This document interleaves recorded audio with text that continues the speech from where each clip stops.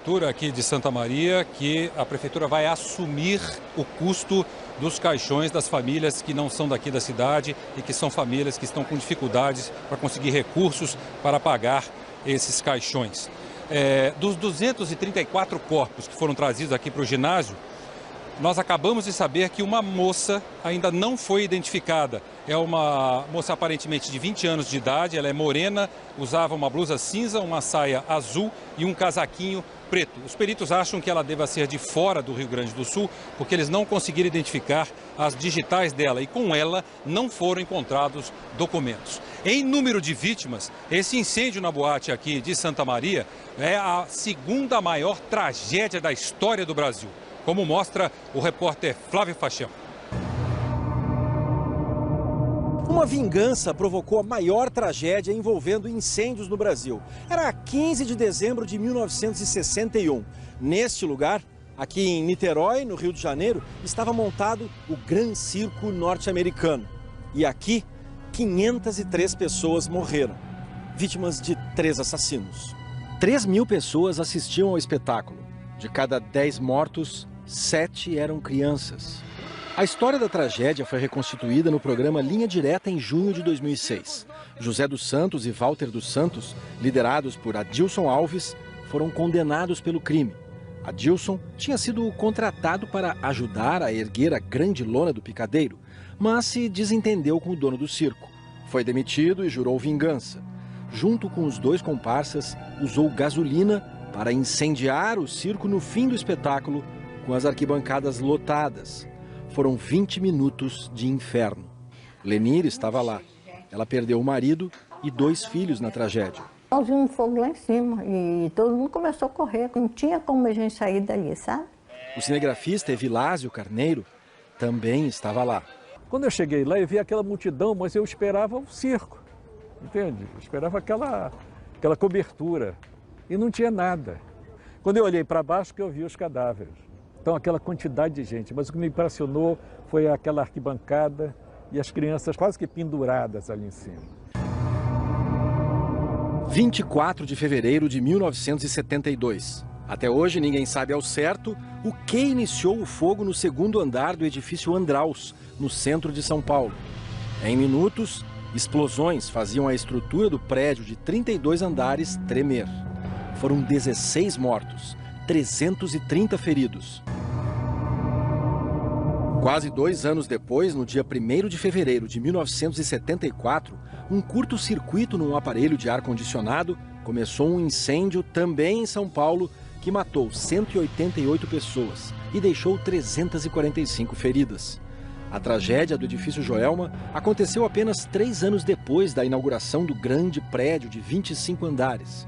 Pela TV, o Brasil acompanhou ao vivo o desespero das pessoas que se refugiaram no topo do prédio e as tentativas de resgate feitas pelos helicópteros durante as 8h30 de fogo. 5 pessoas foram condenadas por crime de negligência e omissão, mas ninguém foi preso. No dia 17 de fevereiro de 86, o fogo destruiu o edifício Andorinha, um prédio comercial no centro do Rio de Janeiro. Faltaram água e equipamentos para os bombeiros. 23 pessoas morreram, 40 ficaram feridas. Meu Deus do céu, uma pessoa se jogou! Não! 24 de novembro de 2001, show no Canecão Mineiro, em Belo Horizonte. Um acidente com uma queima de fogos no palco fez as chamas se espalharem rapidamente. 7 mortos, mais de 300 feridos. A casa de espetáculos não tinha alvará. O proprietário, um produtor e 2 músicos foram condenados. Das tragédias nos grandes prédios vieram mudanças. Materiais de construção mais seguros, exigência de saídas de emergência para o caso de incêndio, novos equipamentos para os bombeiros. A cada desastre, a cada tragédia marcada pelo fogo, aprendemos, tiramos lições, mas também voltamos ao luto. Dividimos a dor e a solidariedade. Desta vez, rezamos e choramos por Santa Maria.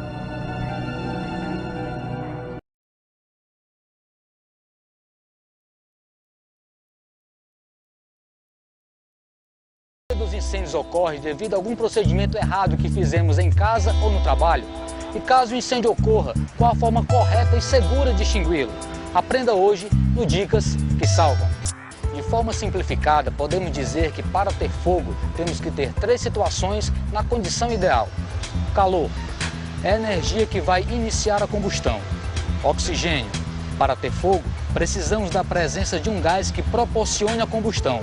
E o combustível é o material que vai queimar, pode ser sólido, líquido e gasoso. Algumas vezes, nos colocamos sem perceber em uma situação ideal para existir chama. Quando ligamos vários aparelhos elétricos em uma só tomada, irá gerar um aumento de temperatura, que junto com o oxigênio e um combustível próximo pode provocar incêndio. Acender vela próximo a materiais combustíveis. Qualquer material que queima é combustível. Então, uma vela próxima a uma cortina ou cama pode ser perigosa. Não cuidar das tubulações de gás de cozinha. Quando há vazamento de gás, ele vai se tornar o combustível. Como o ambiente já está cheio de oxigênio, basta uma fagulha para se iniciar a combustão. Dependendo do material que está queimando, podemos ter 3 classes de incêndio. Classe A são os incêndios em combustíveis sólidos, como papel e madeira. Classe B são os incêndios em combustíveis líquidos, como gasolina, óleo ou graxa. Classe C, fogo em equipamentos elétricos ainda ligados na corrente elétrica. A importância de conhecermos a classe de incêndio é para determinar a escolha correta do extintor. Por exemplo, não podemos jogar água em óleo quente sobre a frigideira. A água não se mistura com óleo, só vai espalhar e aumentar o incêndio. Não podemos também jogar água em equipamentos elétricos ainda ligados na tomada, devido ao risco de choque.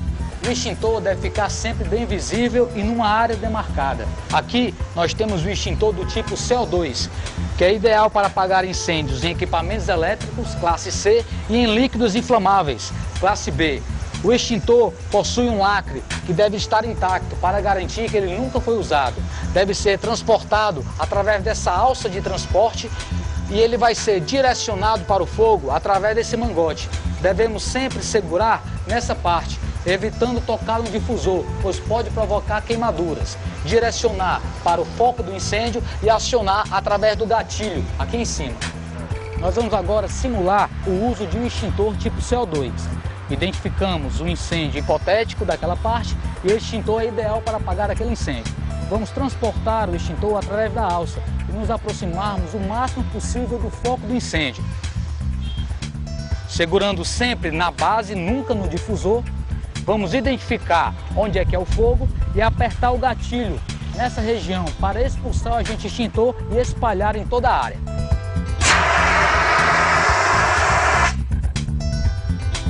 Sempre que você utilizar o extintor, ele deve ir imediatamente para a recarga, mesmo se a carga não for usada completamente. Verifique no seu condomínio a validade e a qualidade dos equipamentos. E se for o caso, providencie a troca. Por hoje é só e até o próximo Dicas que Salvam.